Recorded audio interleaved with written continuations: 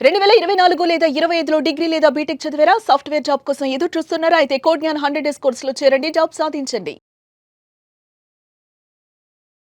Iran మీద Israel, America కలిసి చేస్తున్నటువంటి యుద్ధంతో ఒక్కసారిగా పాశ్చాత్య దేశాలన్నీ కూడా ఏమవుతుందనేటువంటి ఆలోచనతో ఎదురుచూస్తున్నాయి. అయితే ముఖ్యంగా అగ్రదేశాల్లో ఒకటైనటువంటి చైనా ఇప్పుడు స్పందించింది. ఖచ్చితంగా తాము ఇరాన్‌కి సపోర్ట్ చేస్తున్నాం. ఈ విషయంలో అమెరికా, ఇజ్రాయెల్ ఈ యుద్ధాన్ని ఆపాలి అంటూ కూడా చైనాకు సంబంధించినటువంటి విదేశాంగ శాఖ మంత్రి ఒక ప్రకటన కూడా చేశారు. దీంతో చైనా ఇప్పుడు ప్రత్యక్షంగా ఈ వార్‌లోకి ఎంటర్ కాబోతుందా? నిజంగా అదే జరిగితే ఇక అమెరికా వర్సెస్ చైనాగా యుద్ధం మారిపోతుంది. దీని గురించి తెలుసుకునే ప్రయత్నం చేద్దాం. మనతో పాటు ఉన్నారు అనలిస్ట్ ప్రశాంత్ గారు. ప్రశాంత్ గారు, సో ఇప్పుడంతా కూడా చైనా బ్యాక్ ఎండ్‌లో ఉండి మాత్రమే ఇరాన్‌కి సపోర్ట్ చేస్తుంది. తన టెక్నాలజీ గాని, తన శాటిలైట్స్ గాని, ఇలా వెపన్స్ గాని ఇండైరెక్ట్‌గా ఇరాన్‌కి సపోర్ట్ చేస్తుందని అందరూ అనుకున్నారు. కానీ నేరుగా చైనానే ఇప్పుడు రంగంలోకి దిగే పరిస్థితి చాలా స్పష్టంగా కనిపిస్తుంది అనుకోవచ్చా? డెఫినెట్ గా అండి. అయితే ఇప్పుడు చైనా విదేశాంగ మంత్రి ఏదైతే కామెంట్ చేశాడో, అంటే దీన్ని ఏదైతే ఖండించారో అది అది అది పార్ట్ ఆఫ్ డిప్లొమసీ. దాన్ని అంత మనము ఏమంటారు భూతద్దంలో చూడాల్సిన అంశం ఏం కాదు. ఎందుకంటే ఏ దేశం తమ సార్వభౌమ అధికారాన్ని కోల్పోతూ ఉంటే ఆ, ప్రపంచ దేశాల్లో అందరూ కూడా ఇది తప్పు అని ఖండించేంత హక్కు అందరికి ఉంది. అందులో భాగంగా అది ఒక డిప్లొమాటిక్ కామెంట్ గా నేను చూస్తున్నాను. కానీ చైనా ఇప్పుడు ఇప్పుడు హడావిడిగా వచ్చి యుద్ధంలో భాగమయ్యి లేదా ఇరాన్ కు మద్దతుగా, అంటే డైరెక్ట్ గా మద్దతు ఇచ్చి యుద్ధంలో ఎంటర్ అవుతుందని అనుకోవట్లేదు. ఎందుకంటే దానికి రీజన్స్ చాలా ఉన్నాయి, మనం చూద్దాం. అయితే ముందుగా చైనాకున్న కన్సర్న్ ఏంటి అనేది మనం తెలుసుకుంటే, ఆ ఇరాన్ దాదాపు 90% వరకు కొంచెం ఆంక్షలు ఉండడం వల్ల 90% ఇరాన్ ఆయిల్ అంతా కూడా చైనాకి వెళ్తుంది. So China is a major dependent on Iran oil అనమాట. సో ఇరాన్ ఏదైనా కూడా ఇబ్బంది పడితే ఖచ్చితంగా దాని చైనా ఎకానమీ మీద ఇబ్బంది పడుతుంది. సో ఆ రకంగా మనం చూసుకోవాలి. అలాగే ఇప్పుడు అమెరికా ఆధిపత్యం అనేది ఒక ఇరాన్ మీద ఈ రోజు కొత్తది కాదు. మనం గత 40-50 సంవత్సరాలుగా చూస్తున్నాము. వెస్ట్ ఏషియా అంటాం కదా మనము, middle eastern Asia, west Asia మీద ఆధిపత్యం అమెరికాది ఎప్పటి నుంచో ఉంది. సో ఒక ఇరాన్ అనే ఒక దేశం ఒకటి వాళ్ళకి లొంగట్లేదు. కానీ దాదాపుగా సౌదీ అరేబియా అయితేనేమి, ఖతార్ అయితేనేమి, యుఏఈ, బహ్రెయిన్, అన్ని దేశాలు కూడా, జోర్డాన్, ఒమాన్, అన్ని దేశాలు కూడా దాదాపుగా అమెరికా చెప్పు చేతుల్లోనే ఉన్నాయి. ఈరోజు మనం చూస్తున్నాం కూడా, ఇరాన్ దాడి చేస్తుంటే ఇజ్రాయెల్ మీద కాకుండా ఈ మిడిల్ ఈస్ట్ కంట్రీస్ లో ఉన్న అమెరికన్ ఎంబసీస్ మీద అమెరికన్స్ దాడి జరుగుతుంది. సో వాటి మధ్య అర్థం చేసుకోవచ్చు మిడిల్ ఈస్ట్ పైన అమెరికాకున్న కంట్రోల్ ఏంటని. సో ఇంత పెద్ద ఆధిపత్యం ఉన్న world the largest oil reserves ఉన్న ఇరాన్ అనేది ఒక ప్రత్యేక దేశం. సో అమెరికా ఎంత ఆధిపత్యాన్ని ఎందుకు కోరుకుంటుంది ప్రపంచ దేశాలన్నిటికీ తెలుసు. ఏదైతే ఇజ్రాయెల్ కి ఇరాన్ కున్న సమస్య ప్రశాంత్ గారు, అమెరికా 90% ఆయిల్ ట్రేడింగ్ అంతా కూడా ఇరాన్ నుంచే చైనా చేస్తుంది అని అంటున్నారు. సో చైనా కూడా ఒకవేళ ఇరాన్కి దెబ్బ తింటే, ఇరాన్కి కానీ బాగా నష్టపోతే, ఆయిల్ ట్రేడింగ్ అంతా కూడా నిలిచిపోతే ఈ వార్ వల్ల, సో పరోక్షంగా కాకపోయినా ప్రత్యక్షంగానే నేరుగా అక్కడ చైనా మీద ఇంపాక్ట్ పడుతుంది. అలాంటి సందర్భంలో చైనా నష్టపోతుంది కాబట్టి ఇక డైరెక్ట్గానే ఇక సీన్లోకి ఎంటర్ అయ్యేటువంటి పరిస్థితి ఎందుకు లేదంటారు? చైనాకి అమెరికాకి డైరెక్ట్ వార్ లేదండి. అంటే అమెరికాకి ఇప్పుడు చైనాకి సడన్ గా సంబంధం ఇది లేదు. పైగా అమెరికా అనేది ఒక పెద్ద మార్కెట్ చైనాకి. చైనా తయారయ్యే వస్తువులన్నీ ఇప్పుడు మనం ఈ మధ్య చూసాం. ఒక సంవత్సరంగా జరుగుతున్న ట్రేడ్ వార్ లో కూడా ప్రధానంగా దానికి ఇంపాక్ట్ అయ్యేది, ప్రధానంగా డిస్కషన్ పాయింట్ వచ్చింది చైనా అండ్ అమెరికా ఉన్న ఆంక్షల గురించి. వాటిని మళ్ళీ అమెరికా ఉపసంహరించుకోవడం చూసాము.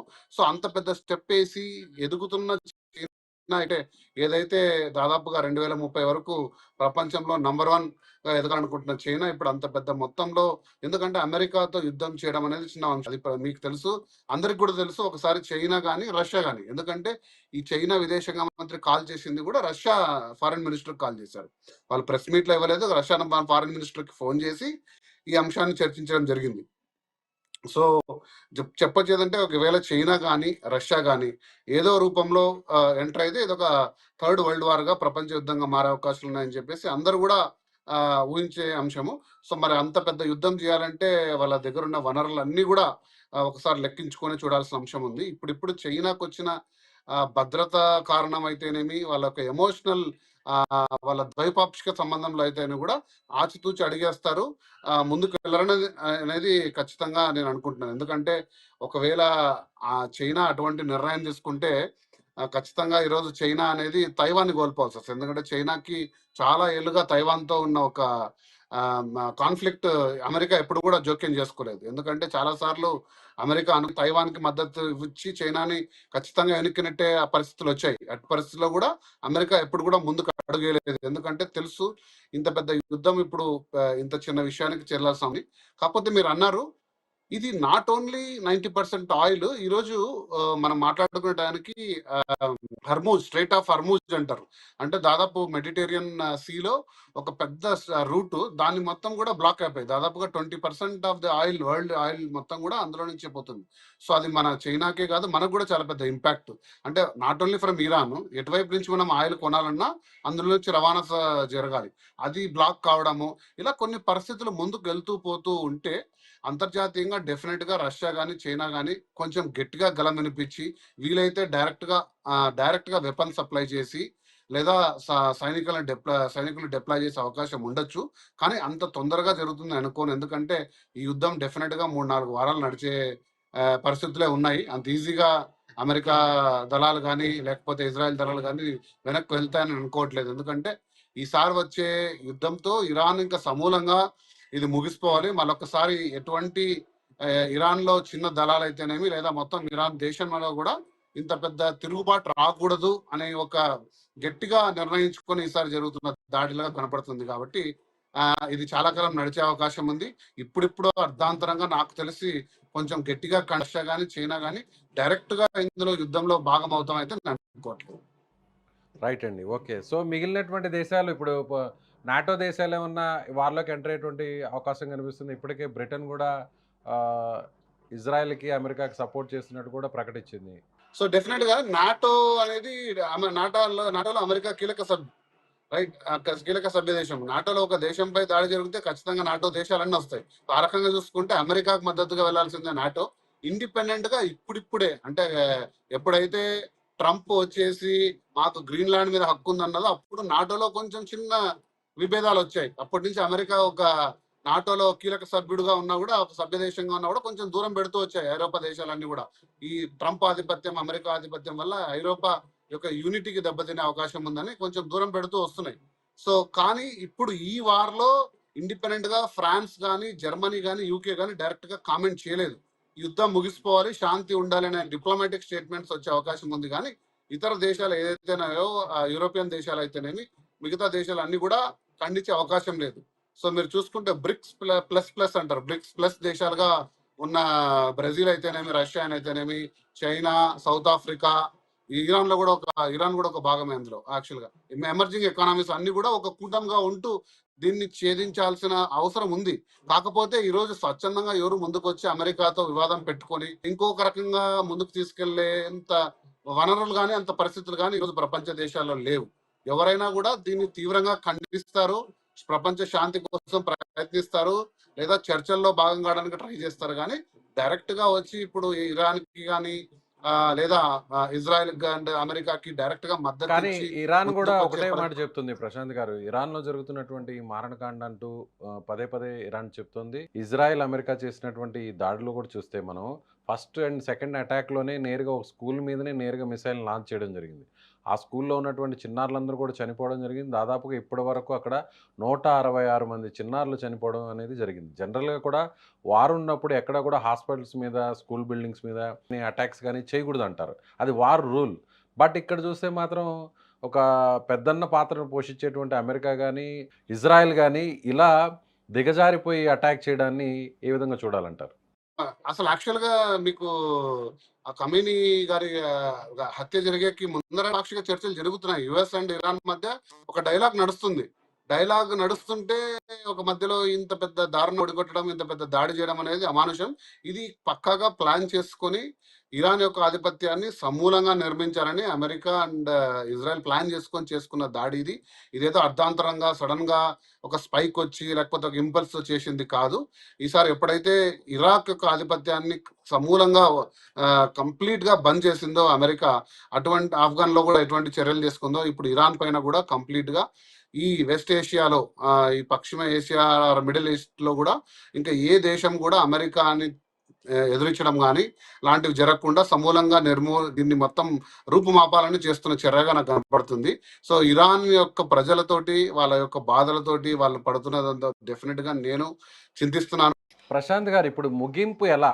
అంటే ఇప్పుడు అందరూ కూడా ప్రారంభించింది మీరు, సో ముగింపు పలికేది మేము అంటూ కూడా ఇరాన్ మొదటి నుంచి చెప్తుంది. ఎక్కడ కూడా తగ్గేదే లేదు అని ఇరాన్ చెప్తుంది. మరోవైపు కూడా ఇప్పుడు చూస్తే మనం రష్యా, ఉక్రెయిన్ యుద్ధాన్నే చూస్తే సో కొన్ని వారాల్లోనే ఇది ముగుస్తుంది. So Ukraine లోబరుచుకుంటుంది. ఉక్రెయిన్ ఇంకా ఆగిపోతుంది, భయపడుతుంది అని అందరూ కూడా అంచనా వేశారు. కానీ దానికి తలకిందులుగా ఇప్పటికి కూడా ఆ వ్యవహారం నడుస్తూనే ఉంది. అయితే ఇప్పుడు ట్రంప్ కూడా కొన్ని వారాల పాటు యుద్ధం తప్పదు అని కూడా ఆయన చెప్పడం జరిగింది. అంటే అల్టిమేట్‌గా అమెరికా, ఇజ్రాయెల్ గోల్ ఏంటి? ఖమేనీని కూడా ఆల్రెడీ చంపడం జరిగింది. సో దానికి సంబంధించినటువంటి ఆయన ప్లేస్‌లో వచ్చినటువంటి వారసుడిని కూడా చంపడం జరిగింది. ఇలా ఎప్పటికప్పుడు ఎవరి నాయకత్వాన్నంతా కూడా అక్కడ అలా హతమారుస్తున్నారు. అయితే ఇప్పుడు వాళ్ళ గోల్ ఏంటి అంతిమంగా? డెఫినెట్ గా 2 ప్రశ్నలు. ఇది ముగింపు అంటారా? ఇప్పుడు 2022లో మొదలుపెట్టిన యుక్రెయిన్ రష్యా యుద్ధం ఈ రోజు కూడా ముగియలేదు. దానికి కారణం మనందరికి తెలుసు. ఎందుకంటే ఉక్రెయిన్‌కి బలంగా ఉన్న ఆర్థిక సపోర్ట్ అమెరికా ద్వారా వస్తున్న ఏదైనా యుద్ధం చేయాలంటే ఫస్ట్ మనకు కావాల్సింది వనరులు. సో అంత వనరులు ఎన్ని ఉన్నాయి, ఎన్ని రోజులు ఉంటాయి, అది ఎన్ని రోజులు అయిపోతాయి అనే రోజులు ఇరాన్ ఎన్ని రోజులు యుద్ధం చేస్తుంది అనేది ఇందులో అంశం. లేదా మనం ఇంతకు ముందు చర్చించుకున్న విధంగా ఇరాన్‌కి ఏ ప్రశాంత్ దేశాల ప్రశాంత్ మద్దతుగా గారు నిలుస్తాయి? ప్రశాంత్ గారు ఉక్రెయిన్‌తో పోలిస్తే ఇరాన్ చాలా బలవంతమైన దేశం. ఎందుకంటే ప్రపంచంలోనే అత్యధిక ఆయిల్ నిక్షేపాలు ఉన్నటువంటి దేశం ఇరాన్. మరి ఇరాన్‌ను కేవలం కొన్ని వారాలతో పాటే ముగిసిపోయే అవకాశం ఉందంటారా? మీరు చెప్తున్నారు, చాలామంది విశ్లేషకులు కూడా అదే చెప్తున్నారు. ట్రంప్ డెఫినెట్‌గా. కూడా అదే చెప్తున్నారు. డెఫినెట్‌గా ఆయిల్ రిజర్వ్స్ ఉన్నాయి. ఆయిల్ ఈరోజు ట్రేడింగ్ చేసుకొని సంపాదించిన డబ్బులున్నాయి. కానీ అది ఎక్కువ కాలం అంటే ఫారెన్ రిజర్వ్స్ అనేది ఎక్కువ కాలం ఉండదు. ఎందుకంటే దాదాపుగా 2 వారాలైనాయి ఆయిల్ కంపెనీస్ బంద్ చేసి.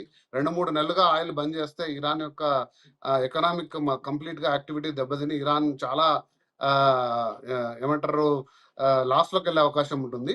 బట్ డెఫినెట్‌గా మీరు ఇరాన్ ఎంత బలమైన దేశమైనా కూడా అమెరికా, ఇజ్రాయెల్‌తో కంబైన్డ్‌గా పోటీ పడేంత దేశం కాదు. అమెరికాలో ఉన్న మిలిటరీ వనరులతో పోలిస్తే ప్రపంచంలో ఏ దేశమైనా కూడా చిన్నది. అంటే ఒక చైనా, బహుశా రష్యా దగ్గరికి రావచ్చేమో గానీ అమెరికా మిలిటరీ ఫోర్స్‌తో ఏ దేశం కూడా పోటీ పడలేదు. డెఫినెట్‌గా ఇందులో విజయం సాధించేది అమెరికా, ఇజ్రాయెల్ అనేది అందరికి తెలుసు. కాకపోతే ఇందులో అమెరికా కూడా చాలా నష్టపోతుంది. ఇప్పుడు అమెరికా దేశంలో కూడా చాలా ప్రభుత్వాలైతేనేమి, చాలా రాష్ట్రాల్లో ఎందుకు ఈ యుద్ధం మనకు అవసరమా? అనే ఈ ఆధిపత్యం ఇప్పుడు మనకు అవసరమా ఇప్పటికిప్పుడు కానీ అమెరికా యొక్క స్ట్రాటజిక్ డెసిషన్స్‌లో భాగంగా ఇరాన్ మీద ఆధిపత్యం డెఫినిట్‌గా తరతరాలుగా, అది ఈ రోజు కాదు, గత 2, 3 దశాబ్దాలుగా అది పోరాటం చేస్తూనే ఉంది. ఇరాన్ మీద ఎప్పటికైనా రావాలి. ఎందుకంటే ప్రపంచంలో ఆయిల్ నిక్షేపాలు, ఎందుకంటే oil based economy next 100 years కూడా ఆయిల్ బేస్డ్ ఎకానమీ రాబోతుంది. మనం మొన్నే చూసాం, వెనిజులా అధ్యక్షుడిని కూడా ఎంత దారుణంగా కిడ్నాప్ చేసుకొని వెళ్లారు. జస్ట్ బికాస్ అంత ఆయిల్ రిజర్వ్స్ ఉన్నాయనే ఆ దేశం మీద ఆధిపత్యం కోసం. సో అలాగే ఇరాన్ మీద పట్టు సాధించడానికి వాళ్ళకి చెప్పు చేతుల్లో ఉండే ఒక డమ్మీ లీడర్‌ని ఎస్టాబ్లిష్ చేసే వరకు అమెరికా పోరాటం ఖచ్చితంగా చేస్తుంది. ఇజ్రాయెల్‌కి కావాల్సిన ఇజ్రాయెల్‌కి, ఇరాన్‌కి ఉన్న లాంగ్ స్టాండింగ్ ముస్లిం కాన్ఫ్లిక్ట్ ఏదైతే ఉందో వాటి యొక్క రీజన్‌తో ఇజ్రాయెల్ ఫైట్ చేస్తుంది. కానీ డెఫినిట్‌గా ఇదైతే ముగియాలంటే అమెరికా సంపూర్ణ ఆధిపత్యం సాధించినప్పుడే ముగుస్తుంది. లేదా మనం ఇంతకుముందు చర్చించుకున్నట్టుగా ఒక రష్యా గానీ, ఒక చైనా గానీ, లేదా ఇతర దేశాలు కూడా ఇరాన్‌కి మద్దతుగా నిలిచి ఇది ఇంకా పెద్దగా అవుతుందా?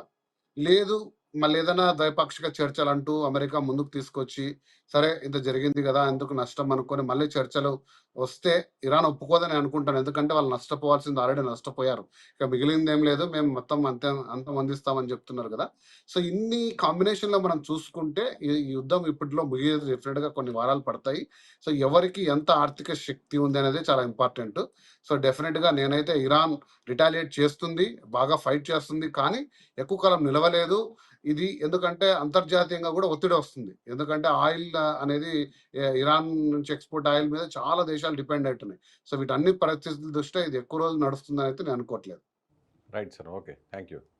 సో ఇది అనలిస్ట్ ప్రశాంత్ గారు చెప్తున్నట్టుగా ఖచ్చితంగా అయితే మాత్రం ఈ యుద్ధం కొన్ని వారాల పాటు, అంటే ఒక 4-5 వారాల పాటు ఖచ్చితంగా యుద్ధం కొనసాగేటువంటి అవకాశం ఉంది. అయితే ఇరాన్ ఎంతవరకు పోరాడేటువంటి అవకాశం ఉంది? ఇప్పటికే ప్రధాన నాయకులందరూ కూడా హత్య గావించిన తర్వాత నాయకత్వ మార్పు జరిగేంత వరకు కూడా అమెరికా ఈ యుద్ధాన్ని ఆపే ప్రసక్తే లేదు. ముఖ్యంగా అటు ఇజ్రాయెల్‌కు, అమెరికాకు పూర్తిగా ఇరాన్‌ని లోబరుచుకునేంత వరకు కూడా యుద్ధాన్ని కొనసాగిస్తారని ఆయన చెప్తున్నారు. మీకేమనిపిస్తుంది? నిజంగా కేవలం ఒక 4, 5, 6 వారాల పాటు మాత్రమే యుద్ధం కొనసాగేటువంటి అవకాశం ఉందా? లేదంటే రష్యా, ఉక్రెయిన్ లాగా సంవత్సరాల తరబడిగా ముగింపు లేనటువంటి యుద్ధంగా ఇరాన్ అలాగే ఇజ్రాయెల్, అమెరికా యుద్ధం మారేటువంటి అవకాశం ఉందా? మీ అభిప్రాయాన్ని కామెంట్ చేయండి.